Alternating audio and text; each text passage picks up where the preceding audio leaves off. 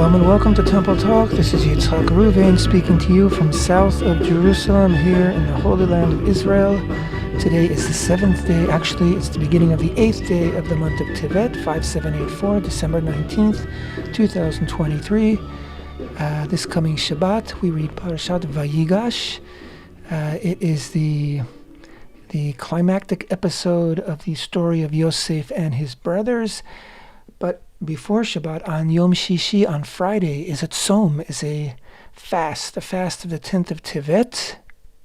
It's one of the 5 fast days throughout the year that are associated with the siege of Jerusalem and the destruction of both the first and second holy temples. It's the only fast that is ever observed on a Friday. And it is observed on a Friday, even though it comes right before Shabbat. And generally, we're not encouraged to go into Shabbat hungry, because one should eat on Shabbat for pleasure and not simply because they are very, very hungry. But we do observe the dawn to dark fast of the 10th of Tevet, Asara Tevet, on Friday. It's not very often that it falls on a Friday. The last time was 3 years ago. So that's coming this Friday. Today, actually, I'm going to say tomorrow, because I'm recording right now on Tuesday evening, which is the beginning of the 8th. So, the Hebrew days begin in the evening.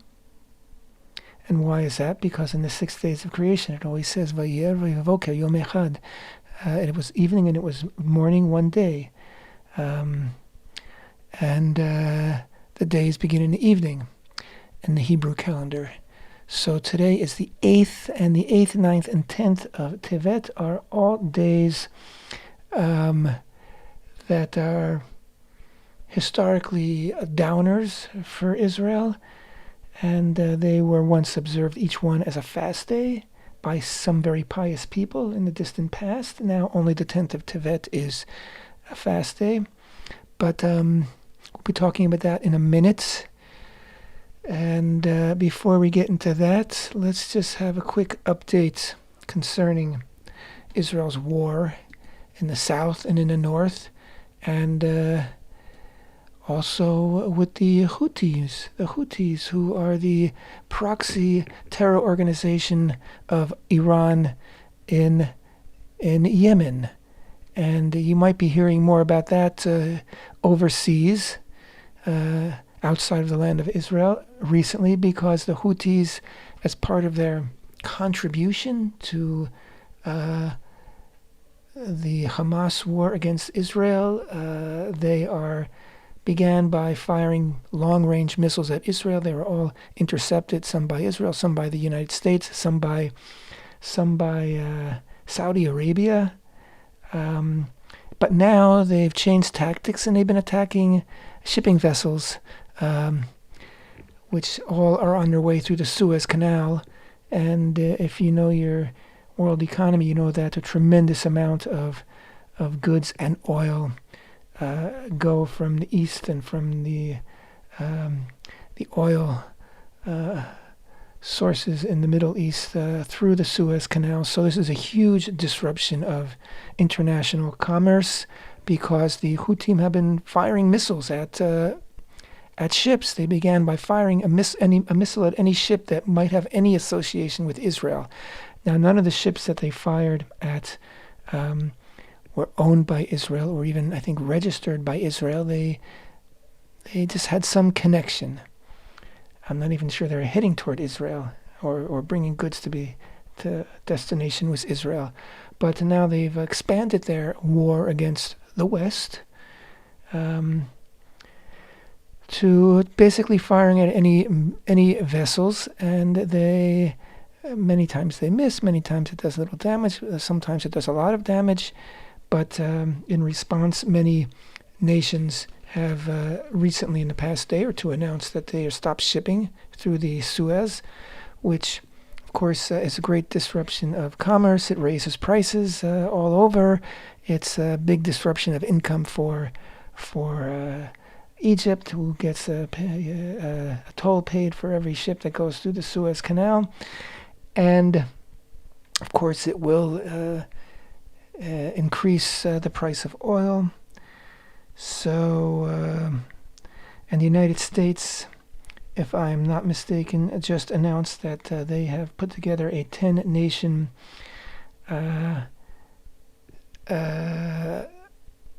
whatever you want to call it, team, league of nations that are going to be, I guess, guarding ships against attacks in this area, the area of the Red Sea, the area between the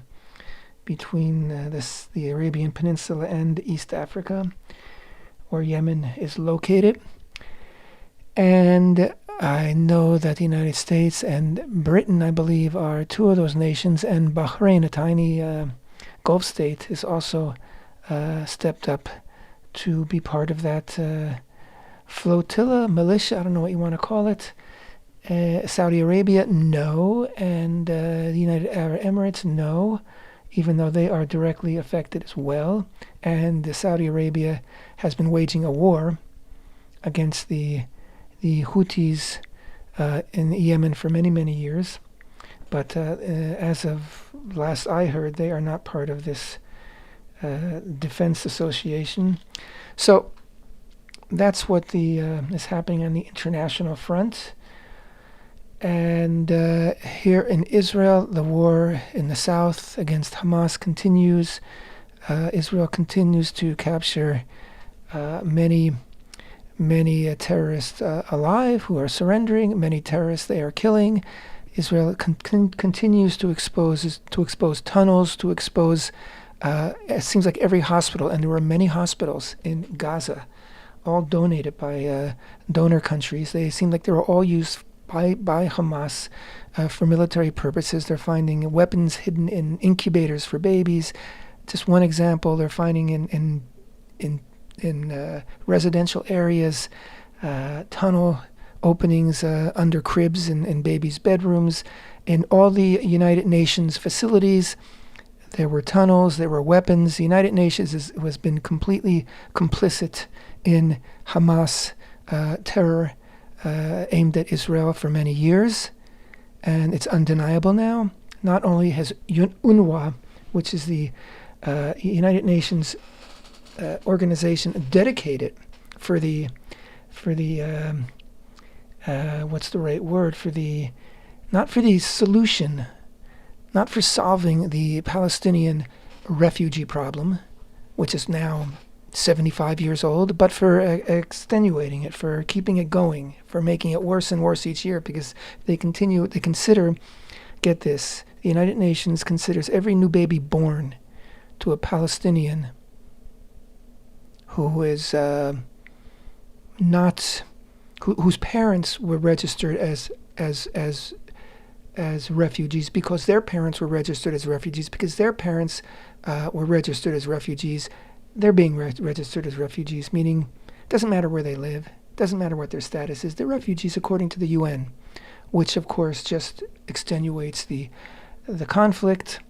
But not only that, but of course the UNRWA facilities were all highly armed, basically armories for Hamas. Not to mention the fact that they teach the Hamas curriculum, which is kill Jews at any cost.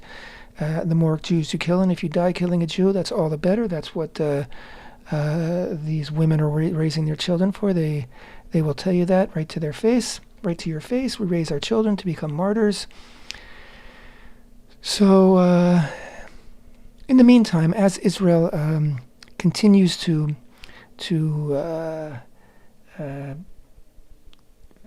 increase its control over northern half of Gaza and continues to go deeper into southern Gaza and get closer and closer to hopefully finding and eliminating the leaders of Hamas, and of course hopefully being able to compel Hamas to release the remaining approximately 140 hostages, or to be able to free them through a military action, which would be based on information that they would gain from interrogation of captured Hamas terrorists. That's in the south. In the north, Israel and Hezbollah are each seem to be cranking it up slowly, and Israel has made an ultimatum that Hezbollah has to retreat back to beyond the Litani River, giving a zone, an area in southern Lebanon where they would not be present, which of course is something that was agreed to in 2006 when Israel last was at war with Hezbollah, and the UN was supposed to enforce that, but the UN is at best worthless and more likely, again, an accomplice to terror efforts under the tutelage and financial support of Iran. So Israel is saying once again they have to move beyond the Litani River, creating a security zone in southern Lebanon, and if they don't, the Israeli military will compel them to do so, which of course would be another very, very serious war if that heats up, and not only to mention the war in the north from Lebanon, but also there are all sorts of militias, again, Iranian trained and funded militias, many of them probably with Iranian soldiers, terrorists, who are also firing missiles and weapons at Israel from Syria. So Israel really is fighting in the north and in the south, and again, we have an open account also with the Houthis in Yemen. So the war continues. The United States, depends who's interpreting it. Some experts think that the United States is basically hindering Israel's war effort. On the other hand, the United States is supporting Israel with weaponry and certainly with diplomatic coverage. How is America hindering? Well, America keeps insisting on more and more humanitarian aid into Gaza, which basically all the humanitarian aid going into Gaza is being stolen by Hamas. So that humanitarian aid is just keeping Hamas alive to fight, to extend the war. And secondly, the United States has been putting a lot of pressure on Israel, get this, for wanting Israel to change its methodology and basically Israel began the war with tremendous amount of air attacks, which paved the way for ground attack, making the ground attack much less perilous for our soldiers because the cities were leveled and the terrorists were routed out and people fled. And now the United States is putting tremendous pressure on Israel to refrain from that and basically send our soldiers from building to building, which puts our soldiers at much greater risk. And we pay a toll. We pay a heavy toll in casualties. So the United States in that way is putting a real stick in the spokes of Israel war machine. Secondly, the United States keeps saying they want Israel to basically be more or less done with it by January, which is not even 2 weeks away, which is impossible.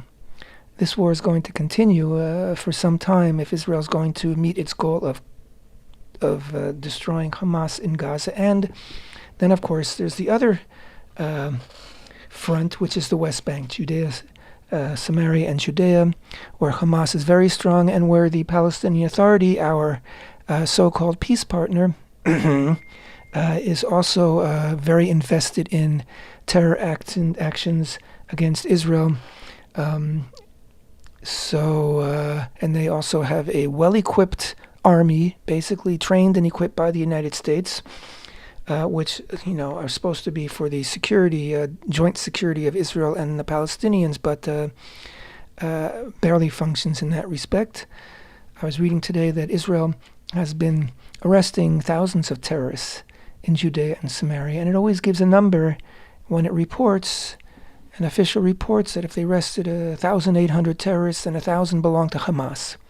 They don't mention who the other 800 to what factions they belong to, but I have read that they do belong to factions connected to the Palestinian Authority, meaning they're at war with us as well. So Oslo, the great blunder of Israeli policy, which took place 30 years ago, which has been haunting us ever since, has blown up completely in our faces, and it's the charade that it's still viable, or that a two-state quote solution is still viable, is pretty pathetic, but it's something that the United States keeps bringing up and keeps insisting must happen ultimately. I assume because A, they have no other plans up their sleeve, B, because it appeases a lot of people, and C, and I think this is a lot of what's behind the current policy with the Biden administration, which, as you might have gathered from what I've been saying, sort of speaking out of two sides of its mouth: total support and yet tremendous constraints. Election year. It's election year in the United States, and the Democratic Party is not so supportive of Israel.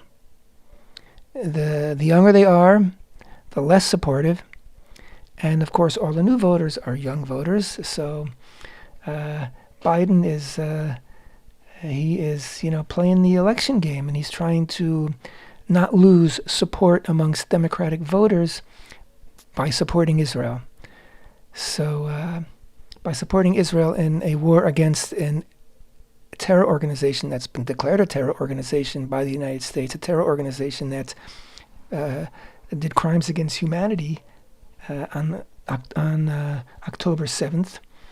And but the progressive left of the Democratic Party, the ones who get all upset about microaggressions, they call them, and who, LGBTB, whatever, and women's this and that.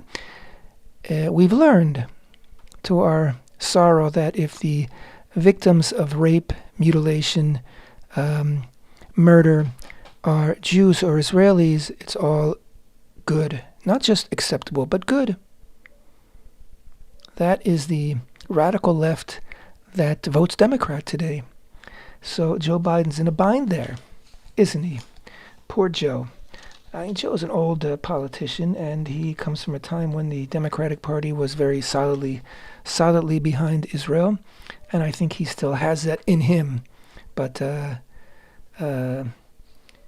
he's got his entire his whole White House staff has been protesting the aides, the junior, whatever, the people, the volunteers, the people who help the staffs and everything, have been sending letters of protest for the White House support of Israel. So he's in a bit of a dilemma, but Israel has just got to, turn a blind eye to the United States' cringing attitude about these things and say we have a job to do and we cannot stop until we complete it, because the people in Israel, the population, wants to go all the way. We don't want any half remedies. We don't want a victory picture. We want victory, and victory means one thing: the utter destruction of Hamas, Israeli control of Gaza. And too bad if that doesn't look nice overseas. You can harumph about it as much as you want, but Israel has no other option, and I hope and pray that our governments will hold by that. Okay. I think that's enough for now about the war front. Let's talk about today, tomorrow, and Friday.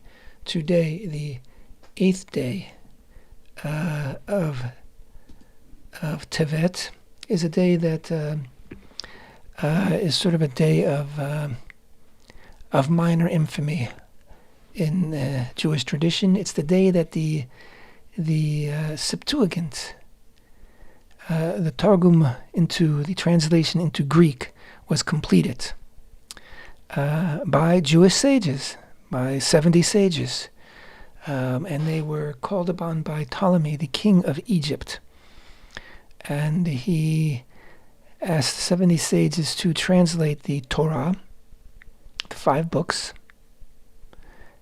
into Greek. At the time, of course, and this was in the 1st century BCE, and at the time Greek was very widely spoken, and Alexandria was maybe the largest metropolis in the entire European, Mediterranean, Middle East area, with a very large Jewish population, and many of those people did not speak Hebrew.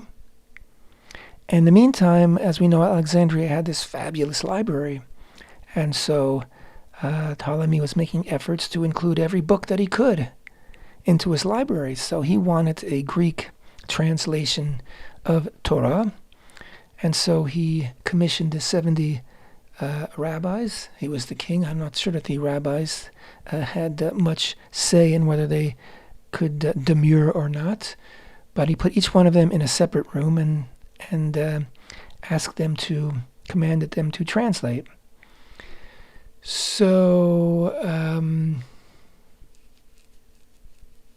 what ultimately happened, according to tradition, is that each of the 70 sages translated the Torah from Hebrew to Greek identically. There were no discrepancies between either one of their translations,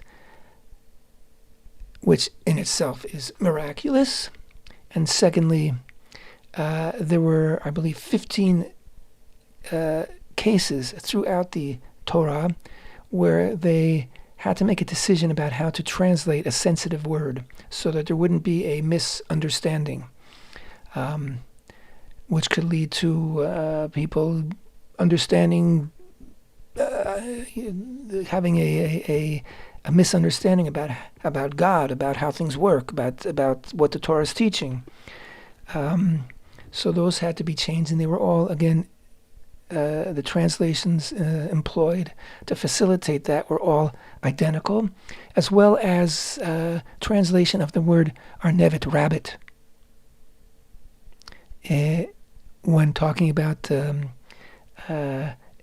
unclean animals that were commanded not to eat, because the wife of Ptolemy, apparently her name was very similar to the Hebrew word for rabbit.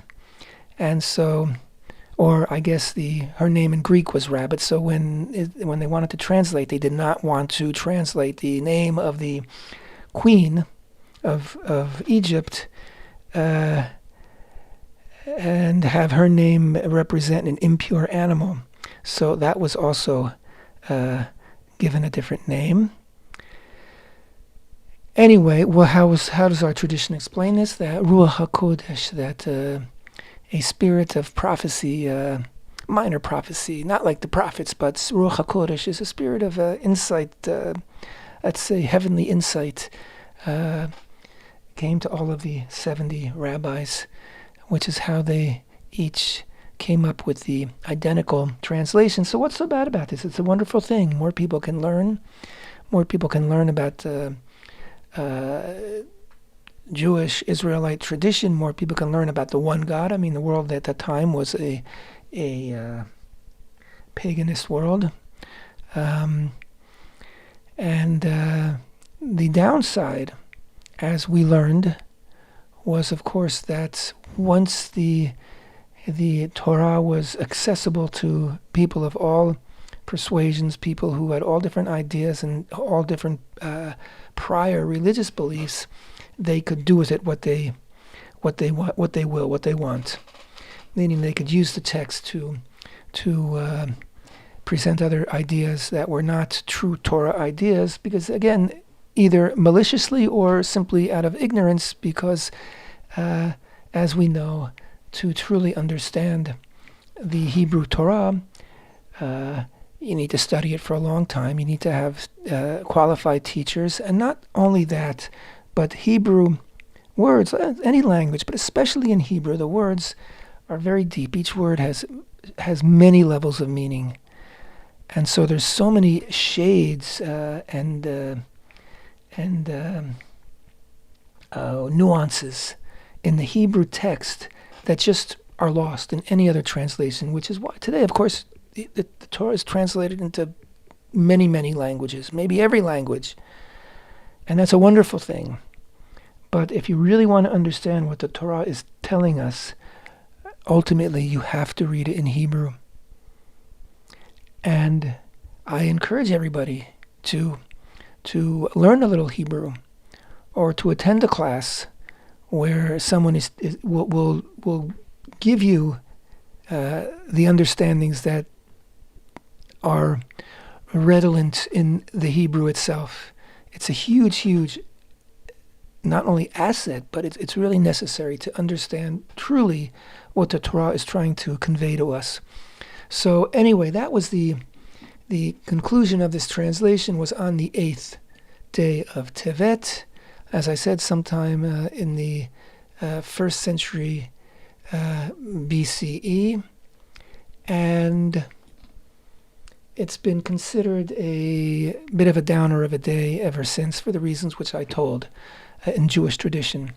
Again, at one point in the distant past, it seems that people also would fast on this day, but that has not been the case for quite some time. The next day, the 9th of Tevet, which will be Wednesday evening, Thursday, is the day of the passing of Ezra and Nehemiah. Of course, they were the two Jews. Ezra was a sage, and Nehemiah was an official of the Babylonian court, or I guess of the Persian court under Cyrus, who were both sent back at different times to Jerusalem when Cyrus, known in Hebrew as Koresh, when Cyrus gave out his edict that the Jews can return to Jerusalem and rebuild their holy temple, and 42,300, I think that's the number, Jews did return. A small minority of the Jews who were in Babylon at the time that had been exiled for 70 years, or maybe somewhat under 70 years at the time when they began returning. But a small minority returned, and under the leadership of Ezra, and I believe later Nehemiah joined him. You can read all about it in the books of Ezra and Nehemiah, very detailed accounts. And basically Ezra is considered as the leader and the sage who single-handedly basically saved Israel spiritually, because he many people were already beginning to assimilate. They were living outside of Israel. The Torah was totally based on living in Israel. So during this time, there were very, very many beginning of the accommodations and understandings which would allow Jews to live outside of the land of Israel while still being observant of Torah mitzvot. But it was a very difficult process. And so, but back in the land, back in Jerusalem, Ezra reinstituted, or maybe instituted for the first time, the weekly reading of the Torah on Mondays and Thursdays, which were market days when people would be getting together in Jerusalem so they could all assemble together and hear from the Torah, and also on Shabbat. And he was teaching the people, educating them, and re-establishing the spiritual basis of this re-established community of Jerusalem. And of course, much physical work had to be done as well. They built walls, needed to be built for the protection of the city, and of course the beginning of the reconstruction of the Holy Temple, all under the leadership of Ezra and Nehemiah. And according to Jewish tradition, they both, I don't think at the same year, but they both died on this date, the 9th of Tevet. The 9th of Tevet is cited in certain sources as a day of mourning, and it's a little unclear why exactly. So one tradition is that it was the day of the passing of both Ezra and Nehemiah. There are more obscure traditions as well, but this is the, let's say, mainstream tradition that they both perished on this date. And of course, the 10th of Tevet, which is this Thursday evening, Friday, is the day that the Babylonians in whatever year, it was the 6th century BCE, that they first breached the walls of Jerusalem, which would lead eventually to the destruction of the Holy Temple and, of course, the ravaging of Jerusalem on the 9th of Av, the first Holy Temple. And so this is a day of fasting, and it's a dawn to dark fast. Like I said earlier, it's on a Friday. Every few years, it's on a Friday, not too often.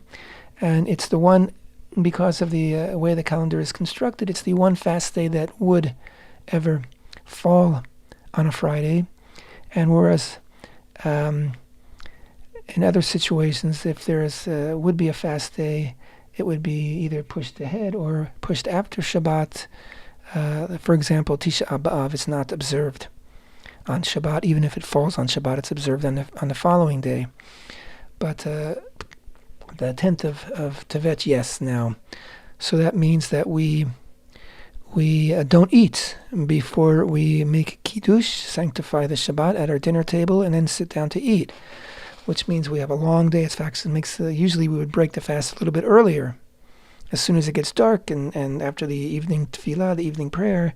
But because it's Shabbat, it gets extended a little bit longer, although many communities will begin their Shabbat tefillah, their Shabbat prayer, a little bit earlier, so as to minimize the time that we are fasting.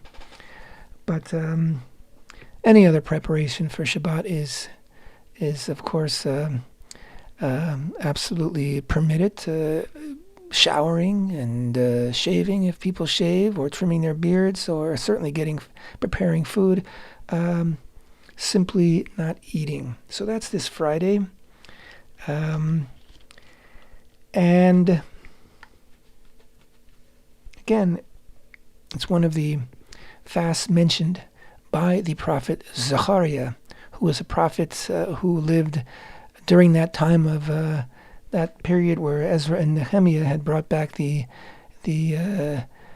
Jews from Babylon to reestablish Jerusalem and the Holy Temple. And one of the three final prophets before the era of prophecy ended was Zechariah.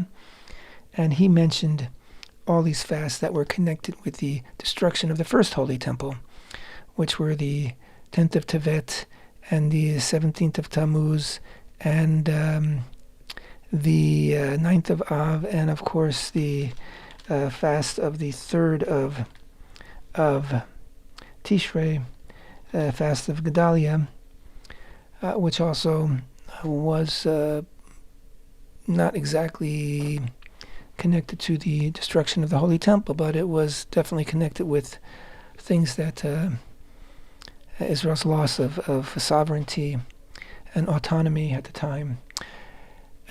Anyways, that's the 10th. Let's move on. We don't have any time left. Too bad, because in the 30 seconds I have left, Parshat Vayigash is the climactic parsha, the climactic story of Yosef and his brothers, where they actually reunite. You know what? Next week we will combine Parshat Vayigash with Parshat Vayechi and talk about that story, because it is an amazing saga. Thank you so much for being with me. Temple Talk.